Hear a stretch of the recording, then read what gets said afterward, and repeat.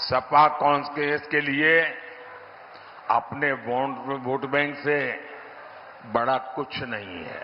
उनकी घोर सांप्रदायिकता को बेनकाब कर दो, उनकी वोट बैंक की राजनीति को बेनकाब कर दो, दिन रात हिंदू मुसलमान करने वाली उनकी सोच को बेनकाब कर दो, तो वो कहते हैं मोदी हिंदू मुसलमान करता है। अरे मोदी तो बोलना पड़ता है तुम्हारे पापों का, ये पूरा इतिहास देश को बताने। मेरा ये चैनल सब्सक्राइब करें और मेरे हर अपडेट आपको मिले, इसके लिए बेल आइकन जरूर दबाइएगा।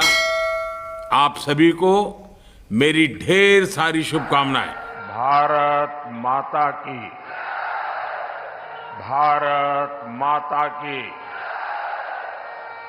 सब भैया बहनी कहे राम राम।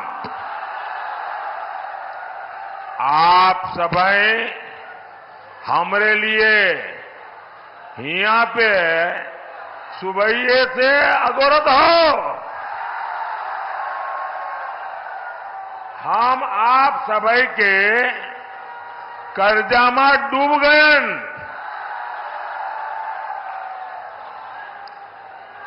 आपके इस कर्ज को मैं और ज्यादा मेहनत करके चुकाऊंगा।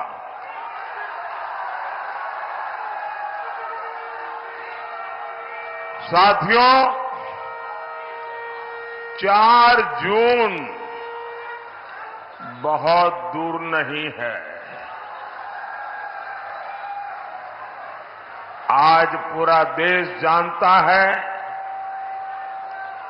पूरी दुनिया जानती है कि मोदी सरकार की हैट्रिक बनने जा रही है।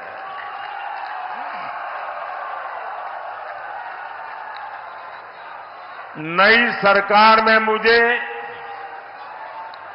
गरीबों के लिए, युवाओं के लिए,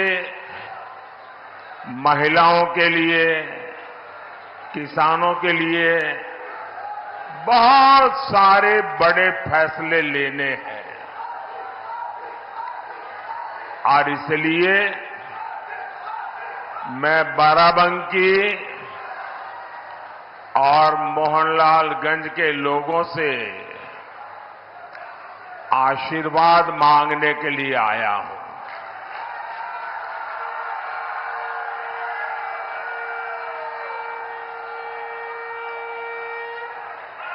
साथियों, आज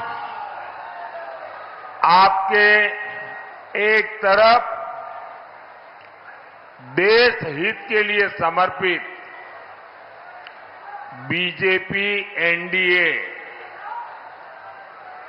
इसका गठबंधन है, और दूसरी तरफ देश में अस्थिरता पैदा करने के लिए इंडी गठबंधन मैदान में है। जैसे जैसे चुनाव आगे बढ़ रहा है, ये इंडी वाले ताश के पत्तों की तरह बिखरना शुरू हो गए हैं।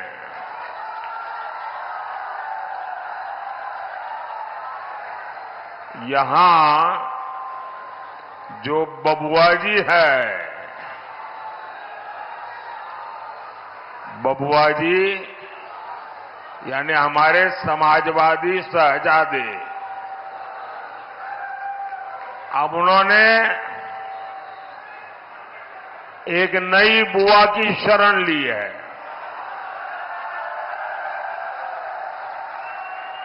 ये उनकी नई बुआ जी है बंगाल में। और ये बंगाल वाली बुआ जी ने कह दिया है, इंडी वालों को कहा है कि मैं आपको बाहर से सपोर्ट करूंगी। इंडी गठबंधन की एक और पार्टी ने दूसरी को कह दिया है, खबरदार, जो हमारे खिलाफ पंजाब में बोला, पीएम पद को लेकर भी सब मुंगेरी लाल को भी पीछे छोड़ रहे हैं।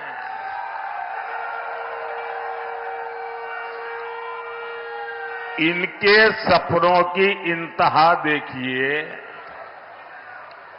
कांग्रेस के एक नेता ने कह दिया कि रायबरेली के लोग प्रधानमंत्री चुनेंगे। ये सुनते ही समाजवादी शहजादे का दिल ही टूट गया। बस आंसू नहीं निकले, लेकिन दिल के सारे अरमा बह गए।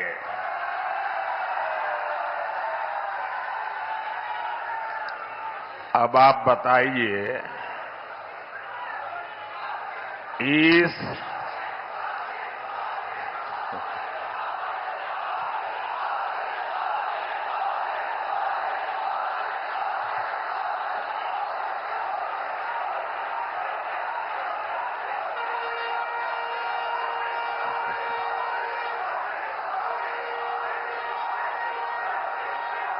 आप सब लोग इतने तेज तरार है कि सारी बात इशारों में समझ लेते हो।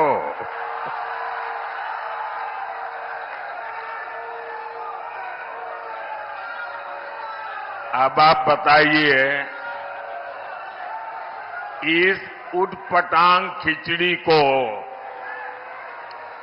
आप लोग वोट देकर अपना वोट बर्बाद करोगे क्या? कोई भी अपना वोट बर्बाद करना चाहेगा क्या? अच्छा होगा यहां बाराबंकी में, मोहनलालगंज में भाजपा का सांसद हो। भाजपा सांसद आपके लिए दिल्ली से और लखनऊ से ज्यादा योजनाएं लेकर आएंगे। भाजपा सांसद यहां के विकास के लिए ज्यादा काम करेंगे और ये इंडी गठबंधन वाले, अगर वो सांसद बनता है तो उसके पास क्या काम होगा? उसकी पार्टी उसको क्या काम देगी?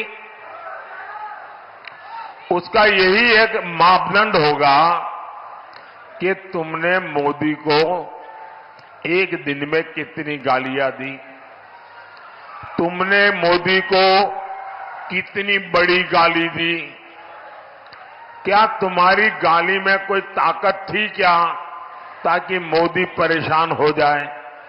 अगर आपने इंडी गठबंधन के सांसद को चुना तो उसको यही काम होगा, सुबह उठो मोदी को गाली दो, दोपहर में 2 गाली दो, शाम को 4 से और डाल दो और फिर सो जाओ।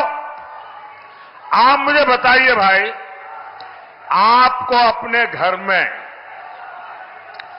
अगर किसी सहायक की जरूरत पड़ती हो, आपके दुकान में, आपके व्यापार में, तो आप उसको लेंगे और कहेंगे भाई ये 10 काम करने हैं तुमको, तुम्हें इतना तनख्वाह मिलेगा, मेरे ये काम तुझे पूरे करने हैं। कोई ऐसा आदमी रखेगा कि भाई तुमको मेरी दुकान के बाहर खड़े रहना है और सामने वाले को बस गाली देते रहना है? इसके लिए कोई तनख्वाह देगा क्या? इसके लिए कोई किसी को रखेगा क्या? कोई समझदार आदमी ऐसा करेगा क्या? क्या गाली देने के लिए हम किसी को रखते हैं क्या? तो गाली देने वालों की जरूरत क्या है भाई? आपको तो काम करने वाले सांसद चाहिए, आपका भला करने वाले सांसद चाहिए। 5 साल मोदी को गाली देने वाले नहीं, क्षेत्र का विकास करने वाले सांसद चाहिए। और इसके लिए आपके पास एक ही विकल्प है, ओनली कमल।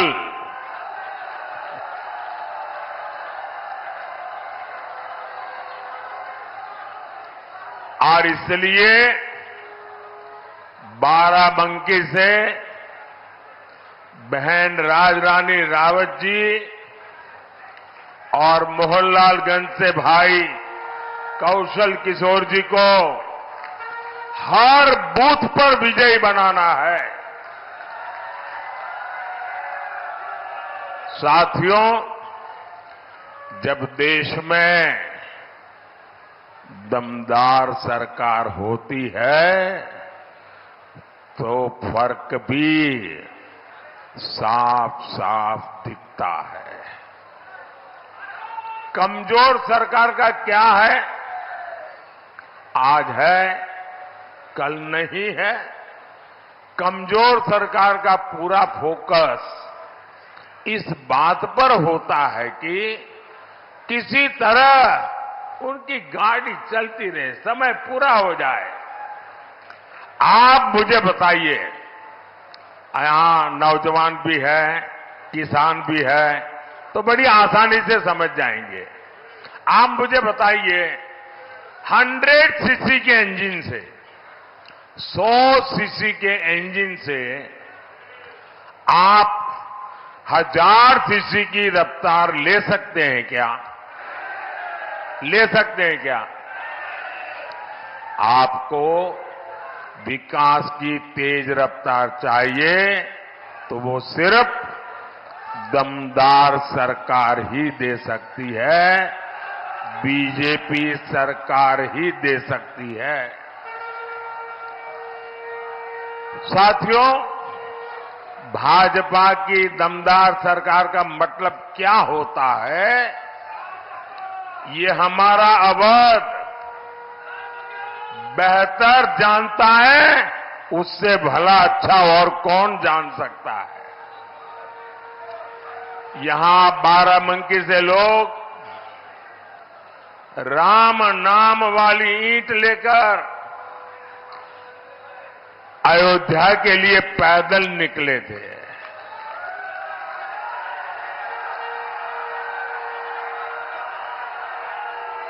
जो पहली बार वोट डाल रहे हैं, जो युवा है, उन्हें पता ही नहीं होगा 500 साल के इंतजार के बाद, 500 साल का इंतजार, ये इतिहास की बहुत बड़ी घटना है कि पीढ़ी दर पीढ़ी हमारे पूर्वज संघर्ष करते रहे, बलिदान देते रहे, त्याग की पराकाष्ठा करते रहे। 500 साल के बाद, और वो दिन याद कीजिए, लोग जब हमारे रामलला को टेंट में देखते थे, उनके आंसू नहीं सूखते थे और लोग सरकार को जितनी भद्दी भाषा में गालियां दे सके देते थे। लेकिन आज 500 साल का इंतजार खत्म हुआ कि नहीं हुआ? 500 साल का इंतजार खत्म हुआ कि नहीं हुआ? रामलला भव्य मंदिर में विराजित हुए कि नहीं हुए? किसके कारण? किसके कारण? किसके कारण? किसके कारण? अरे भाई मोदी मोदी मत करो, ये तो आपके एक वोट के कारण हुआ है। ये आपके वोट की ताकत है जिसने एक दमदार सरकार बनाई, एक मजबूत सरकार बनाई और आपका 500 साल का इंतजार समाप्त हुआ। आपका वोट 500 साल का इंतजार खत्म कर सकता है।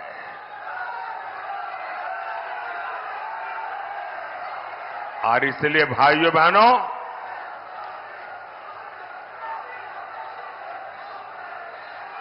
कमल के निशान पर बटन दबा के आगे भी ये दमदार सरकार बनानी है और दमदार फैसले भी लेने हैं। लेकिन साथियों, दूसरी तरफ ये कांग्रेस वाले, ये सपा वाले क्या कह रहे हैं?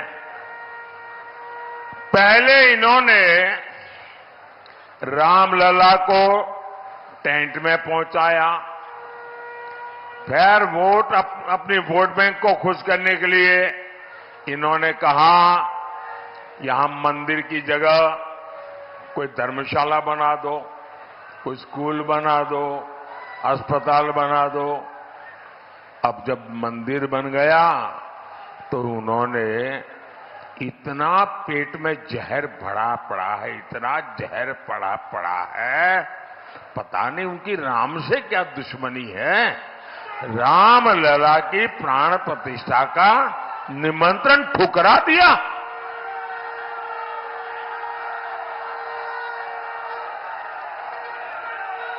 अब यहां सपा के बड़े नेता यहां तक कहते हैं, और वो भी रामनवमी के दिन कहते हैं, ये राम मंदिर को बेकार बताते हैं, भद्दी भद्दी बातें करते हैं। और कांग्रेस तो राम मंदिर पर सुप्रीम कोर्ट का फैसला पलटने की तैयारी कर रही है। सपा कांग्रेस वाले, जब मैं ये कहता हूं ना कि भाई कांग्रेस में ही रहने वाले एक नेता ने कहा है कि वे लोग ये कोर्ट का निर्णय पलटना चाहते हैं। कुछ लोगों ने, यार ऐसा तो कैसे हो सकता है, भ्रम में मत रहिए। देश जब आजादी का आंदोलन कर रहा था ना, और देश के टुकड़े करने की बात आती थी, तो देश का हर व्यक्ति का नहीं यार, देश के टुकड़े थोड़े होते हैं, देश के टुकड़े होते हैं। हो गए कि नहीं हो गए? इन्होंने कर दिया कि नहीं कर दिया? ये किसी भी हद तक जा सकते हैं जी, इनका ट्रैक रिकॉर्ड ही ऐसा है। इनके लिए देश वेश कुछ नहीं है भाई, उनके लिए तो उनका परिवार और पावर, यही उनका खेल है। सपा कांग्रेस वाले सरकार में आए तो रामलला को फिर से टेंट में भेजेंगे और मंदिर पर बुलडोजर चलवा देंगे। क्या योगी जी से यही सीखना है क्या? अरे जरा योगी जी से ट्यूशन लो, बुलडोजर कहां चलाना कहां नहीं चलाना।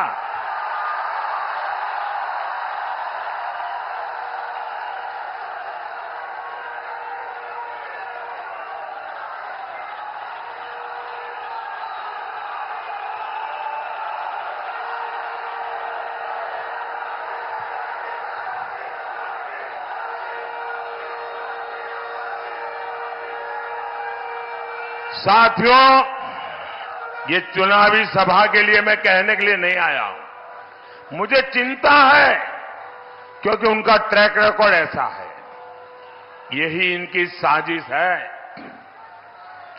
आप ऐसे लोगों को अगर आप वोट दे सकते हैं क्या? ऐसे लोगों को वोट दे सकते हैं क्या? साथियों, ऐसे लोगों तो वोट तो छोड़िए, ऐसी सजा करनी चाहिए, ऐसी सजा करनी चाहिए उनकी जमानत जब्त हो जाए। साथियों, सपा कांग्रेस के लिए अपने वोट बैंक से बड़ा कुछ नहीं है। और जब मैं इनकी पोल खोलता हूं तो ये बेचैन हो जाते हैं, नींद हराम हो जाती है। लेकिन फिर क्या करते हैं, जैसे बहुत बुखार चढ़ जाए ना तो वो आदमी कुछ भी बोलता है, ये भी कुछ भी बोलना शुरू कर देते हैं, ऐसी गालियां देते हैं। आप मुझे बताइए, बाबा साहब आंबेडकर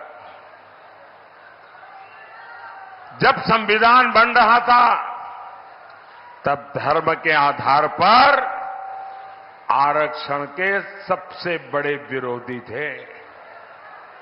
धर्म के आधार पर आरक्षण नहीं होगा, ये संविधान सभा ने निर्णय किया था और सोच विचार करके किया था। अरे इतने ही नहीं, इनके परनाना ने भी धर्म के आधार पर आरक्षण का विरोध किया था। लेकिन 10 साल पहले यहां यूपी में इन लोगों ने धर्म के आधार पर आरक्षण देने की कोशिश की थी और कर्नाटका में तो कर दिया। कर्नाटका को उन्होंने अपनी लेबोरेटरी बनाया है। इन्होंने कर्नाटका में क्या किया, जितने मुसलमान थे उन सब मुसलमानों को रातों रात ओबीसी बना दिया, थप्पा मार दिया, कागज निकाल दिया। अब जो ओबीसी को आरक्षण मिला था उसमें से बहुत बड़ा हिस्सा ये लूट करके चले गए और लोग वहां हाथ घिसते रह गए। क्या यहां आपका आरक्षण कोई लूट जाए आपको मंजूर है क्या? क्या आरक्षण लूटने देंगे क्या? क्या ओबीसी का हक छीनने देंगे क्या? क्या एससी का हक छीनने देंगे क्या? एसटी का हक छीनने देंगे क्या? अरे बाबा साहब आंबेडकर ने जो दिया है उसको कोई हाथ नहीं लगा सकता है। और बिहार के इनके चारा घोटाले के जो चैंपियन है ना, अदालत ने जिनको सजा फरमाई है, अभी जेल से तबीयत के बहाने बाहर घूम रहे हैं, वो तो यहां तक कह रहे हैं कि पूरा का पूरा आरक्षण अब मुसलमान को मिलना चाहिए। अब मुझे बताइए, इसका मतलब दलित, आदिवासी, पिछड़े, ओबीसी, इनके पास कुछ बचेगा ही नहीं भाई। मैं आपकी रक्षा करने के लिए, आपके अधिकारों की रक्षा करने के लिए 400 पार मांगता हूं आपसे।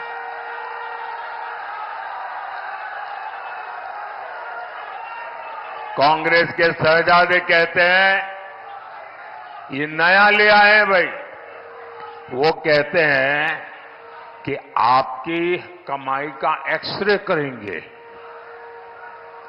मतलब आपका लॉकर में क्या है, आपकी जमीन कितनी है, गहने कितने हैं, सोना कितना, चांदी कितनी, आपके मंगलसूत्र कहां है। वो लूट चलाना चाहते हैं। वो क्या कहते हैं कि आपके पास जो है आपसे लेकर के जिसके पास नहीं है उसको दे दिया जाएगा।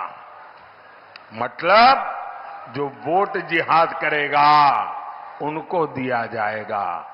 भाइयों बहनों, ये इनका ट्रैक रिकॉर्ड है।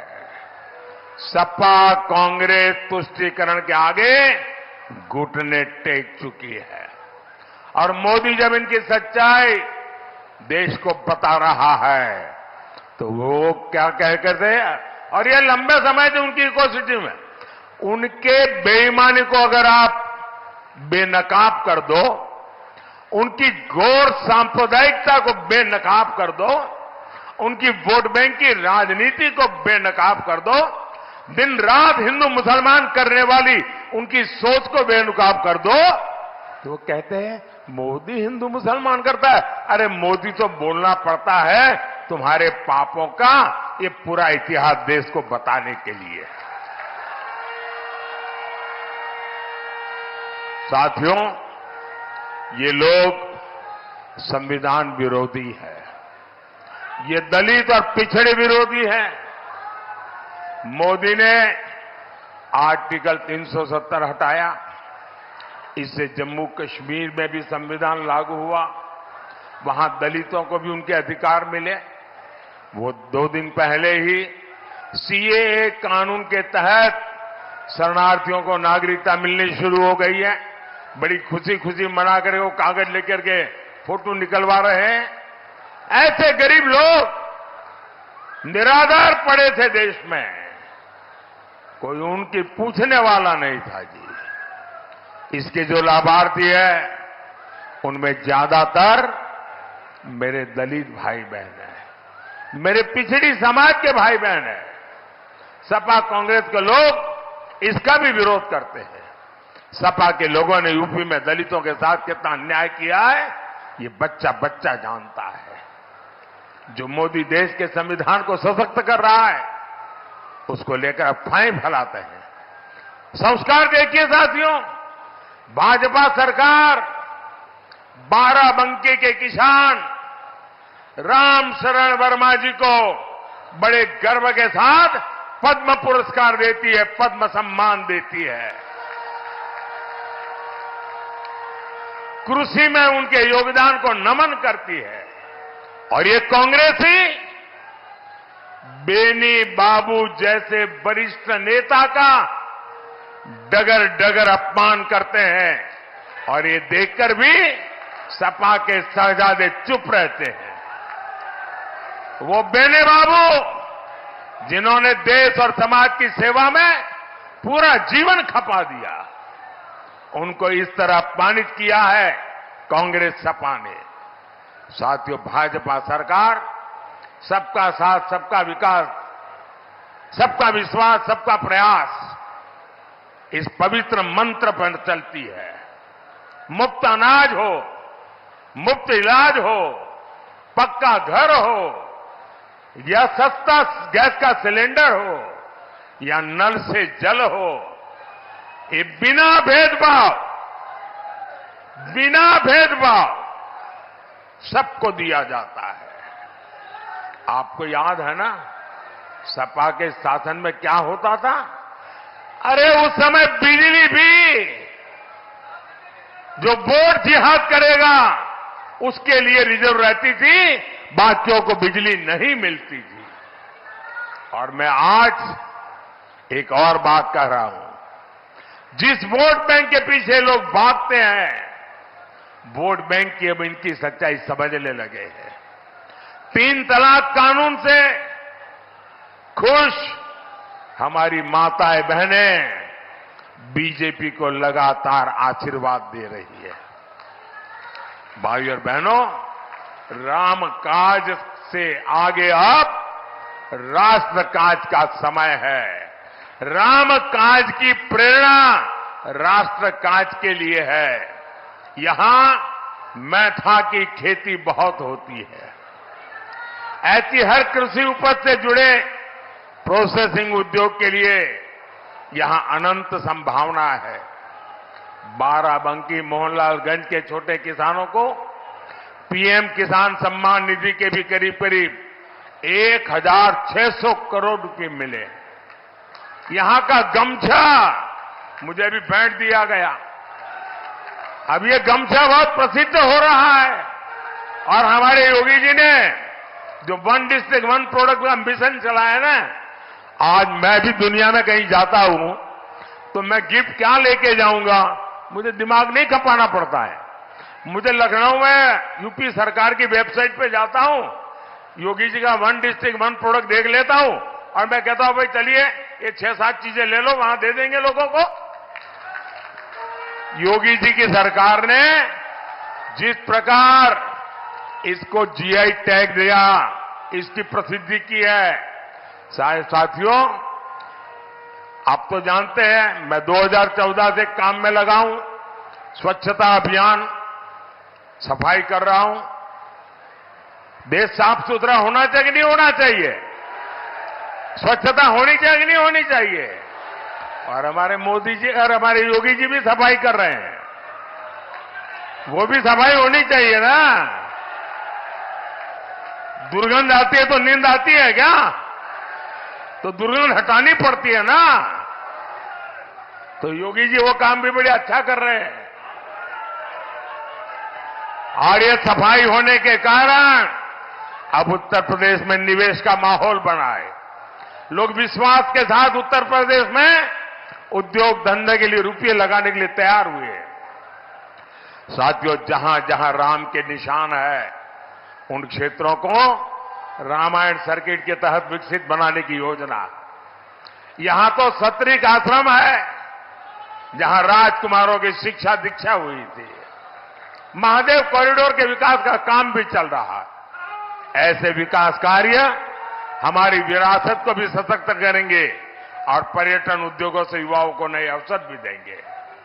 साथियों, विकास और विरासत, ये विकसित भारत बनाने के लिए आपके आशीर्वाद मांगता है। आपको भारी मतदान करना है। ज्यादा से ज्यादा मतदान करेंगे, ज्यादा से ज्यादा मतदान करेंगे, ज्यादा से ज्यादा लोग मतदान करने के लिए निकलेंगे। सुबह 10 बजे से पहले मतदान होगा। पहले मतदान फिर जलपान, पहले मतदान फिर अब आप ऐसा तो नहीं होगा जलपान याद रखोगे और मतदान भूल जाओगे, ऐसा नहीं होगा ना। अच्छा, पोलिंग बूथ जीतोगे, सभी पोलिंग बूथ जीतोगे, पुराने सारे रिकॉर्ड तोड़ोगे। अच्छा, मेरा एक काम करोगे, क्या कमाल हो यार, ठंडे हो जाते हो। जरा हाथ ऊपर करके बताइए, मेरा काम करोगे क्या? ये चुनाव वाला काम नहीं है, मेरा पर्सनल काम है। करोगे? पक्का करोगे? अच्छा, घर घर जाइएगा, ज्यादा से ज्यादा परिवारों में जाइएगा। परिवार में हर बुजुर्ग परिवार के मुखिया के साथ बैठिएगा, उनको कहिएगा मोदी जी आए थे और मोदी जी ने आपको राम राम कहा है। मेरा राम राम पहुंचा देंगे, हर घर में पहुंचा देंगे। बोलिए भारत माता की, भारत माता की। बहुत बहुत धन्यवाद।